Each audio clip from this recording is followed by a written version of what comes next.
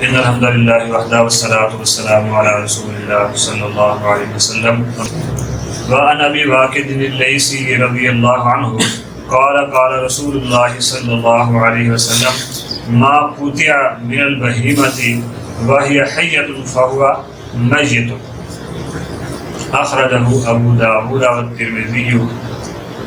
اس حدیث کو سیدنا ابو واقد رضی اللہ عنہ روایت فرماتے ہیں، جن کا نام حارث بن عوف ہے، یعنی ابو واقد حارث بن عوف لیثی رضی اللہ عنہ۔ سنن ابی داؤد میں یہ حدیث 2858 نمبر ہے، جامع ترمذی میں 1470 نمبر یہ حدیث ہے۔ شیخ البانی رحمہ اللہ تعالی نے اس حدیث کو صحیح فرمایا۔ سیدنا ابو واقد لیثی رضی اللہ عنہ فرماتے ہیں کہ نبی صلی اللہ علیہ وسلم نے فرمایا، چوپائے کے بدن سے اس کے زندہ ہونے کی حالت میں جو حصہ کاٹا جاتا ہے وہ مردار ہے، وہ مردار ہے۔ جیسا کہ میں نے کل بھی عرض کی تھی کہ اہل عرب، بلکہ جب نبی صلی اللہ علیہ وسلم مدینہ تشریف لائے ہجرت کے موقع پر، تو مدینہ میں یہ خصوصاً تھا کہ اونٹ کی کوہان یا دمبے کی چکی لوگ کاٹ لیتے تھے۔ اونٹ کی کوہان یا دمبے کی چکی لوگ کاٹ کر استعمال کر لیتے تھے، کھا لیتے تھے۔ تو نبی صلی اللہ علیہ وسلم نے فرمایا کہ زندہ جانور کے جسم سے جو چیز کاٹی جاتی ہے وہ حلال نہیں ہے، وہ حرام ہے۔ اس حدیث سے علماء نے ایک قاعدہ جو ہے وہ اخذ کیا ہے کہ زندہ جاندار سے جو کاٹ کر الگ کیا جائے وہ اس کے مردار کے حکم میں، وہ اس کے مردار کے حکم سے ہے، جس سے چند ایک باتیں سمجھ آتی ہیں کہ اگر حیوان مرنے کے بعد نجس ہو جاتا ہے تو جسم کا جو حصہ کاٹا ہے وہ بھی نجس ہے۔ اگر وہ حصہ پانی میں گر جائے اور پانی کے اور صاف ثلاثہ میں سے کوئی ایک وسم بھی تبدیل کر دے تو پانی بھی نجس ہو جائے گا۔ اگر حیوان مرنے کے بعد حلال اور طاہر ہوتا ہے تو وہ ٹکڑا اگر پانی میں گر کر یا کسی چیز میں گر کر اس کے اگر وہ ٹکڑا پانی میں گر کر اس کا صاف ثلاثہ میں سے کوئی ایک وصف تبدیل کر دے تو پانی بھی نجس نہیں ہوگا، کیونکہ وہ حلال بھی ہے اور پاک بھی ہے۔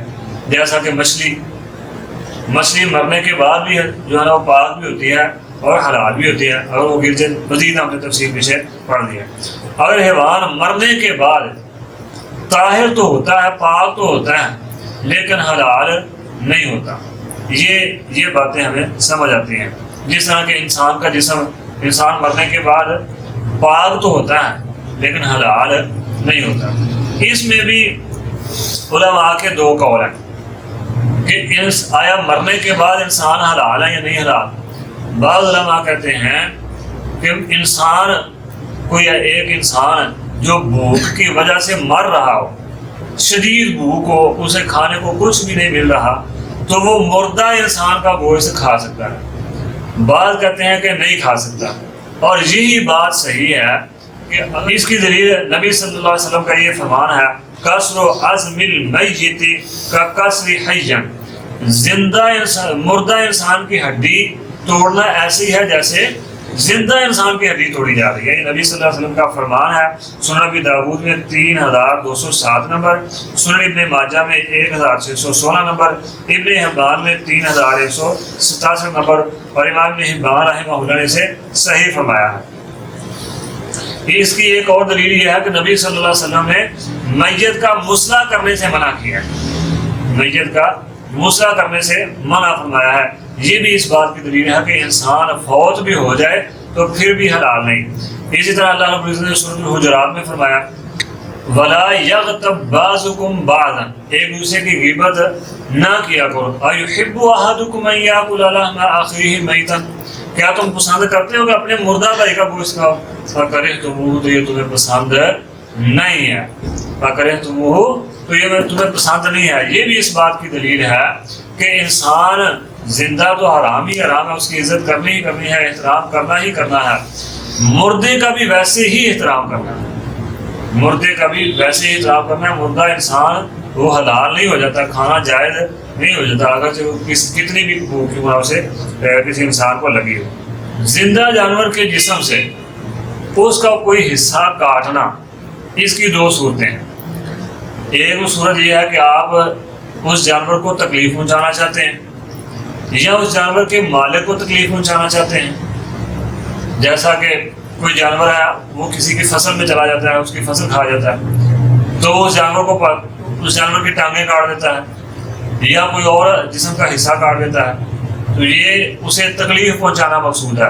یا وہ مقصد یہ ہے کسی کا جانور پکڑ کے اس کی ٹانگیں کاٹ دینا یا بازو کاٹ دینا یا کوئی اور چیز جسم کا حصہ کاٹ دینا، مقصد ہے اس کے مالک کو تکلیف پہنچانا، مالک کی دشمنی اس پر نکالنا، تو یہ جائز نہیں ہے، یہ جائز نہیں ہے. ہاں اگر کسی فائدے کے تحت اسے کاٹا جا رہا ہے، کسی مالک کی مصلحت کے تحت کاٹا جا رہا ہے تو پھر جائز ہے. مالک کی مصلحت کیا ہو سکتی ہے؟ جیسے جانور کو خسی کرنا، تو اس کا مقصد ہوتا ہے جانور موٹا تالا ہو، اس کا گوشت لذیذ ہو جائے. جو جانور خسی نہیں ہوتا، بکرا چھترا جو خسی نہیں ہوتے، ان کا گوشت اتنا ذائقے دار نہیں ہوتا. جو خسی ہوتے ہیں ان کا ذائقے دار ہوتا ہے. نبی صلی اللہ علیہ وسلم نے خود جانور کو خسی کیا ہے، خسی جانور کی قربانی کی ہے. مسند احمد میں حدیث موجود ہے. مجمع الزوائد میں بھی علامہ حاتمی رحمہ اللہ نے اس حدیث کو نقل کیا. پہلے لوگ کان کٹی بکری کو مہنگا تصور کرتے تھے، تو اس کی قیمت بڑھانے کے لیے اگر کان کاٹ دیا جاتا ہے مالک کی مصلحت کے لیے تو اس میں بھی کوئی حرج نہیں ہے. اس حکم میں سے جانور کا، زندہ جانور کا کوئی حصہ نہیں کاٹ سکتے. اس حکم میں دو قسم کے جانوروں کو علماء نے مستثنا قرار دیا. ایک ہرن، اس کا نافع نکالنا، زندہ ہرن کا نافع نکالنا کستوری کے حصول کے لیے علماء کہتے ہیں کہ یہ جائزہ، اس میں کوئی حرج نہیں ہے. مسلمان شروع سے اس کی خوشبو سے فائدہ اٹھاتے آئے. دوسرا تریدہ ایک شکار کا طریقہ تھا کہ شکار کو چھوڑ دیتے تھے، بعد ازاں اس کے پیچھے بھاگ کر اسے مار دیتے تھے. مقصد شکار کرنا تھا. جیسے صحابہ کرام رضوان اللہ علیہم اجمعین ہرن کو چھوڑتے، پھر اس کے پیچھے 2 4 5 ساتھی بھاگتے صحابہ، تو یکدم اکٹھے ہی اس کو مارتے، تلوار مارتے، اس کے مختلف ٹکڑے ہو جاتے، وہ موقع پر ہرن مر جاتا. تو یہ دو علماء نے مستثنا قرار دیے ہیں. ان دو قسم کے جو ہیں حصے جانور کے، یہ استعمال کرنا جائز ہے، یہ حرام نہیں ہے. اگر یہ پانی میں بھی گر جائیں تو پانی کے اوصاف ثلاثہ میں سے کوئی ایک وصف 2 یا 3 تبدیل بھی کر دیں تو پھر بھی پانی نجس نہیں ہوگا. اللہ رب العزت سے دعا اللہ مجھے اور آپ کو عمل کی توفیق عطا فرمائے. الحمدللہ ثم الحمدللہ آج ہم نے پانیوں کا باب یہ مکمل پڑھ دیا ہے. اللہ صحیح معنوں میں ہمیں سمجھنے کی اور عمل کرنے کی توفیق عطا فرمائے. آمین. سبحانک اللہم و بحمدک اشہد ان لا الہ الا انت استغفرک و اتوب الیک.